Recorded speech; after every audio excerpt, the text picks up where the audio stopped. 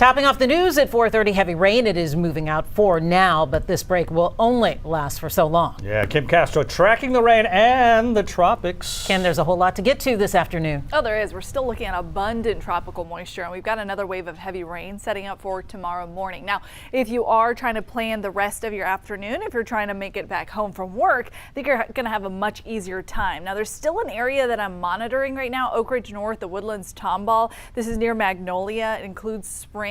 This is an area that got hit by a lot of rain earlier today, so I'm still watching the water recede. There is this flood warning until 5:15. Look at how much between 4 a.m. to now that we've seen in these spots, anywhere between 5 to 6.5 inches. So yes, we've got torrential downpours to watch for this afternoon as well, but at least a little bit better than what we saw yesterday. Notice Golden Acres, Hobby Airport, LaPorte with some moderate rain right now, and then some of that funneling into the Gulf as well. I want to widen the view now to show you what is ahead. We still have plenty more to get through, and this is the potentially organized moisture that's going to move into the area. Right now, it is still a disorganized low in Corpus. However, we are tracking the development of this system. The National Hurricane Center has upgraded the potential for this becoming our first named storm. It is potential tropical cyclone 1. That's the designation right below a tropical storm.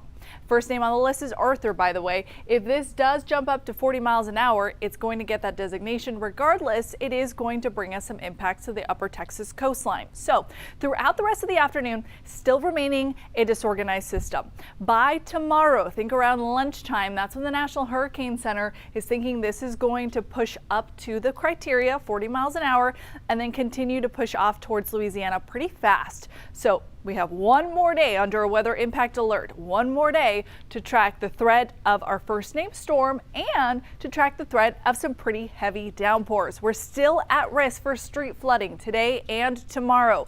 Tomorrow you'll also notice winds start to pick up a little bit, sustained around 10 to 20 miles an hour inland.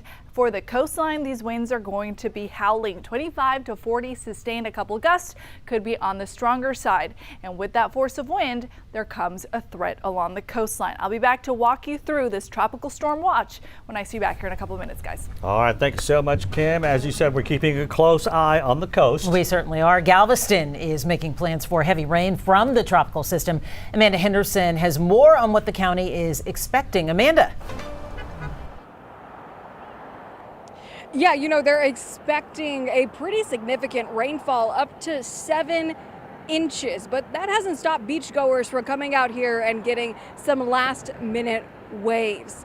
However, the city's emergency management team tells us the reason they're keeping such a close eye on this tropical storm watch is because they've already had 1.5 inches of rain here in Galveston this week alone, meaning an additional 7 inches could prove to provide some potential flooding, and that's not something anybody wants to see. So they're being proactive. They've got their crews out there on the streets, but here on the seawall, you see some people, again, enjoying the beach in the hours before this potential tropical cyclone 1 makes landfall.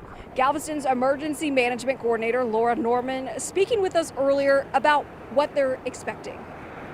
Heavy rains are very common here on the coast, but our biggest concern is the rate of rainfall. And if you are driving and you see a road that is covered in water, please take care. Don't drive through high water. Remember the turn around, don't drown. And part of the reason for that concern is because high tide is expected around 9:30 tomorrow morning. We mentioned that some crews are already out and about. Norman says their public work crews have been going throughout the streets, making sure drains on the roads are clear, there's no blockage. So that way, if they do get all that rain at once, they'll be able to have the drains ready to go. So flooding, hopefully, will not be an issue. We're here in Galveston, and we will toss it back to you as the rain falls down around us.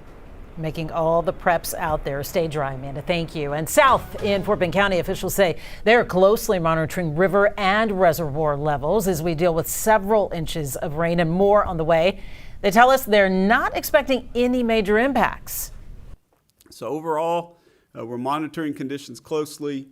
We expect everything to be manageable, but we also know there's a lot of rainfall in the forecast, and we're prepared to make changes as needed in operation decisions.